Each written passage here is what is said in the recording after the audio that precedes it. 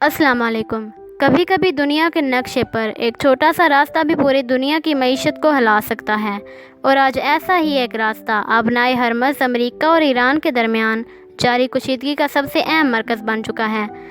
लेकिन सवाल ये है कि आखिर ये जंग यहाँ तक पहुँची कैसे, और क्या अब भी अमन का कोई रास्ता बाकी है या नहीं। आइए चंद लम्हों में पूरी सूरत हाल को समझते हैं। फरवरी 2026 में अमेरिका और इसराइल की जानिब से ईरान के ख़िलाफ़ बड़े हमले शुरू हुए, जिसके बाद ईरान ने भी जवाबी कार्रवाइयाँ की। उसके नतीजे में ये तनाज़ा सिर्फ ईरान और अमेरिका के दरमियान महदूद ना रहा, बल्कि खलीज के दूसरे ममालिक और आलमी तवानाई की मंडी भी इसकी ज़िद में आने लगी। फिर अप्रैल 2026 में पाकिस्तान की सालसी से एक आर्जी जंग बंदी की कोशिश हुई। पाकिस्तान ने दोनों फरीकों को मुज़ाकरात की तरफ लाने की कोशिश की और इस्लामाबाद में बातचीत भी हुई। अब कुछ अरसे के लिए ऐसा महसूस हुआ कि शायद जंग अपने इख्तिताम तक आ गई है, लेकिन असल मुश्किल अभी बाकी थी। पहले आबनाए हरमज़ के बारे में जानते हैं। ये दुनिया के अहम तरीन समंदरी रास्तों में से एक है, जहाँ से आलमी तेल की एक बड़ी मिकदार गुजरती है। ईरान और अमेरिका के दरमियान इस रास्ते के कंट्रोल, पाबंदियों और सिक्योरिटी पर इख्तलाफात ने मुज़ाकरात को इंतहाई मुश्किल बना दिया, और फिर गश्त भी आ गया। 60 रोज़ा जंगबंदी ख़त्म होने के बाद वाशिंगटन और तेहरान एक बार फिर सख्त मौक़िफ़ इख्तियार करते हुए दिखाई दिए। अमरीकी सदर डोनाल्ड ट्रंप ने ईरान के ख़िलाफ़ मज़ीद सख्त माशी दबाव की बात की, जबकि ईरानी हुक्काम ने ख़बरदार किया कि अगर सफारती रास्ता कामयाब ना हुआ तो ईरान ज़्यादा जारहाना फ़ौजी हिकमत अमली इख्तियार कर सकता है। लेकिन यहाँ एक अहम बात समझना ज़रूरी है। जंग में सिर्फ हुकूमतें नहीं लड़ती, आम लोग भी इसकी कीमत अदा करते हैं। ईरान में माशी दबाव और महंगाई ने आम शहरियों की मुश्किलात बढ़ाई हैं, जबकि अमेरिका और दुनिया के दूसरे ममालिक में तेल की कीमतों और आलमी तजारत पर असरात महसूस किए जा रहे हैं। आबनाए हरमज़ में कशीदगी बढ़ने से आलमी तवानाई की मंडी भी दबाव में आती है, और शायद इसीलिए हालिया दिनों में ईरान के अंदर भी जंग ख़त्म करने की आवाज़ें सुनाई दे रही हैं।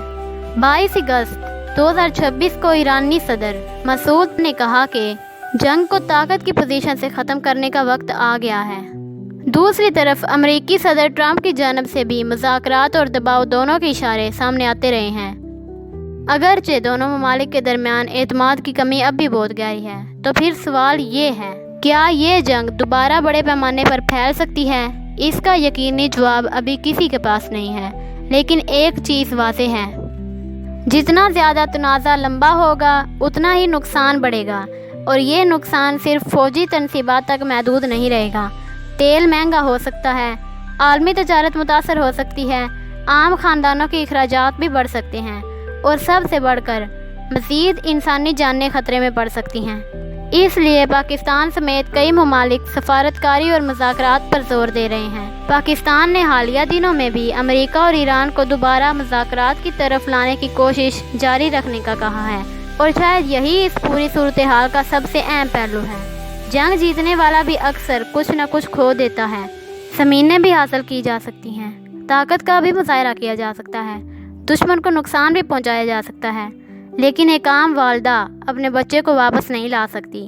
एक वालिद अपने घर की तबाही को सिर्फ आदादो शुमार नहीं समझ सकता, और एक बच्चा ये नहीं समझता कि सरहद की दूसरी तरफ मौजूद इंसान उसका दुश्मन क्यों है। अब हमें इससे सबक क्या मिलता है?